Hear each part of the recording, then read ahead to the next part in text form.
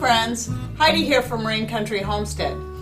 God is good all the time. And today we're going to make a green tomato chutney.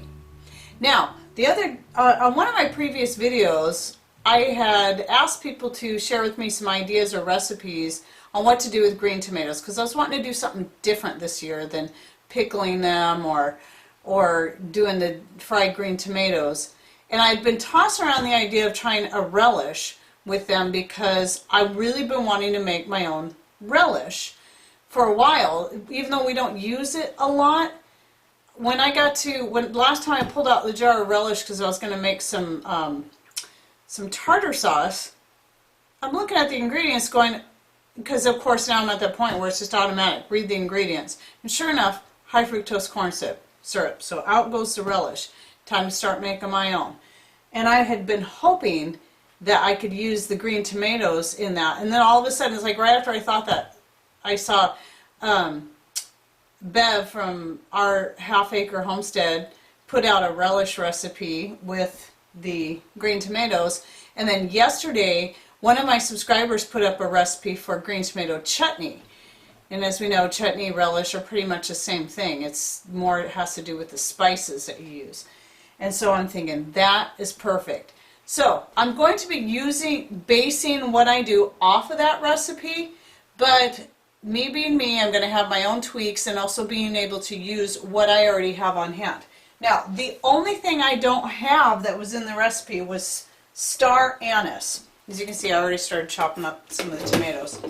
And I don't have star anise on hand, but I do have Korean hyssop growing in my garden.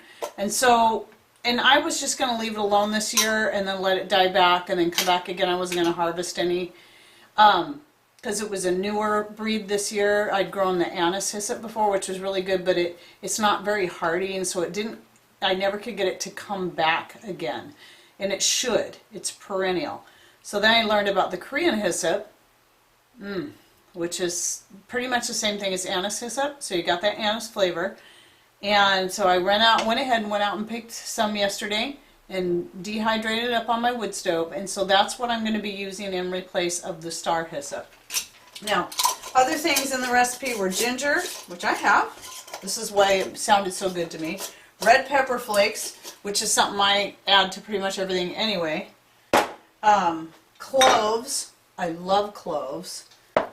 And cinnamon. Now, it also called for brown sugar, but in place of the brown sugar, I'm going to be using coconut sugar. That's 1.5 cups. And I'll try to remember to put the recipe down below.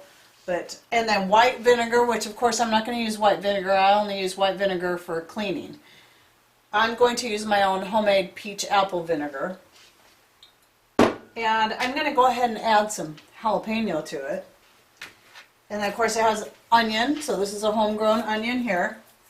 And of course my homegrown green tomatoes. And so I'm going to get to mixing all this together, and I'm not giving measurements simply because I'm going to be doing it my own way, and it's going to be by sight, smell, and taste. So just come along for the ride, and I'll share the basic recipe with you down below. Again, if I remember, if I forget, remind me in a comment. And anyway, we'll get started, and so I'll probably be doing the rest of my chopping and stuff, and I'll just speed this up so you don't have to endure too long of a video.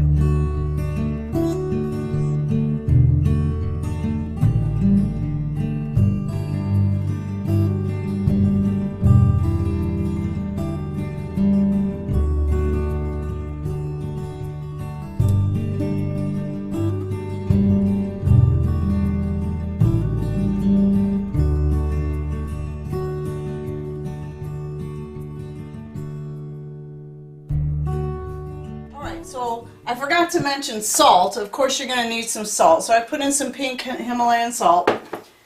And I've got this all mixed up. This is a pretty good sized batch for something I'm just trying out. So even though I have more tomatoes I can cut up, I'm just gonna leave this as is instead of making it any bigger. Because I want to find out if we're even going to like this. So at this point I can't quite tell by the smell if I'm going to like it, but I do know I need to simmer it for at least 1.5 hours, and I'll be doing that on the wood stove. Add a little bit more vinegar.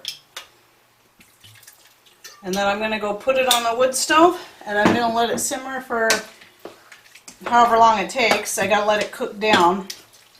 And then I'll come back to you and let you know what I think. All right, so it's the next day, as you can see, because my hair and my clothes are a little different.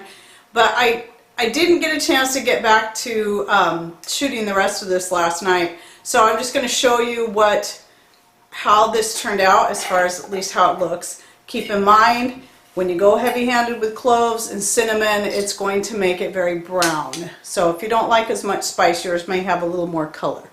So there is what it looks like. I brought a spoon so I can you can see a little bit of the red in there from the red pepper, like right there.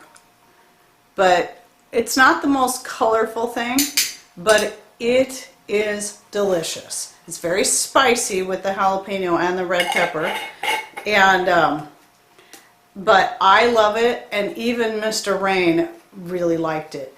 So a real good relish replacement, and I'm really anxious to try making tartar sauce with this, and so we're probably going to be having fish real soon. Okay, so there it is, green tomato chutney. I'll try to remember to post the recipe in the description box, and also a link to where you can find these really cool lids. So take care, thanks for watching, God bless.